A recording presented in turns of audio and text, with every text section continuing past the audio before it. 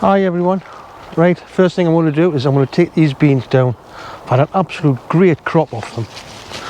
So I'll start with, like I've had these tied in with really tiny cable ties and they've really done the job. So let's get this down, then it's all done. So you always use the canes, 8-foot canes.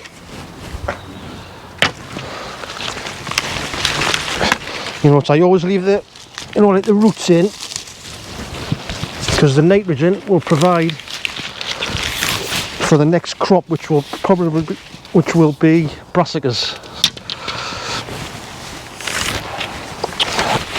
because they love the nitrogen.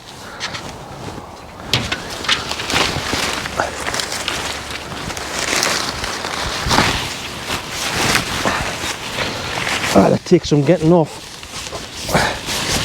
I've got a good hold on them.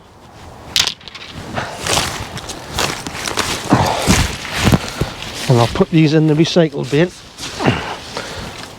or the compost I should say.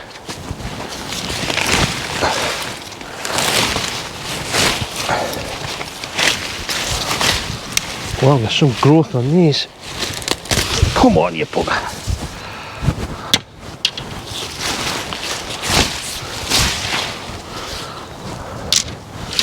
Nearly done. Couple more to do.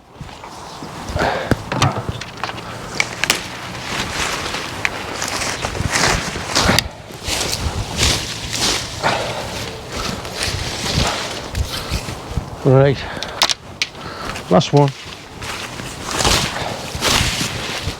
There we go. So this area is all ready to dig over. Right, I'll take these off the post and I'll show you what I've been up to.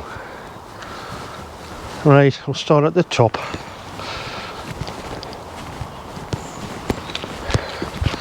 Right, as you know, these 3 beds with onions, and I've took them out.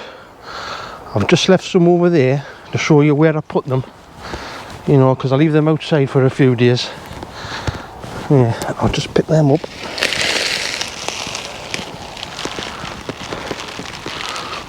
And what I do is I normally slot them over there. So these are the smaller ones.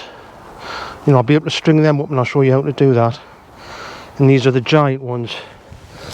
Absolutely beauties, like, if I can get a hold of them. Nice. But once I've done that, it's the dug over, and I'm going to get some manure. Because it needs a bit of feeding now at the end of the season. What I'll do, I'll just put it on the top, and I'll just let it, like the winter and the frosts, I'll take it down. And as you can see, I've dug this little area over, so that's another job done. If I go around this way, these have been topped up with a bit more compost. I've been getting a few more carrots out of the root trainers, which have been fab.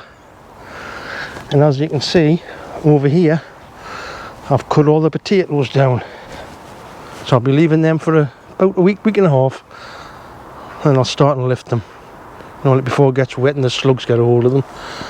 And over here there's the 30-litre tubs with all the tatties, and they've still got some lovely growth on them, but they're starting to go over. But I think I'll leave these another 3 weeks.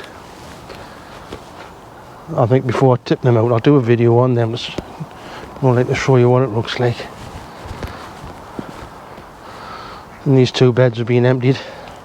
That one there had beetroot in, and I'll show you the crop, or the harvest. Right, I've just took a cauliflower up, and it's been massive. I've had to do it off camera because I've got a bad elbow and I can't do much. But as you can see, I've had to use the loppers, and there it is there. Look at the size of that. That's a big one.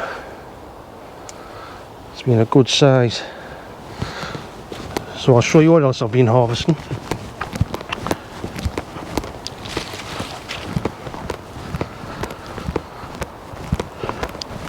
You know, like the cabbages all need to come out. They're starting to split. No, I'll tell you what, I'll leave that there for the time being and I'll go at the top because I've got to mention it. When the onions from over there are dried off and ready to clean them, you know, like the big ones that is, and I'll bring them in the greenhouse and I'll turn them upside down so the stalks are facing down, so if there's any moisture it goes down and dries them out lovely. But that's what I do with the big onions, but smaller ones I'll string up and I'll show you. Right, I'll take this down and I'll show you what crops we've been doing. Oh, like harvesting this past few days. I'll leave that there. So as you can see, we've got beans, more beans. There's a beetroot, it's not a bad size. There's chilies and peppers, onions, not onions, tomatoes. And in there we've got a turnip, potato and a Savoy cabbage. So it's been a good crop up to now.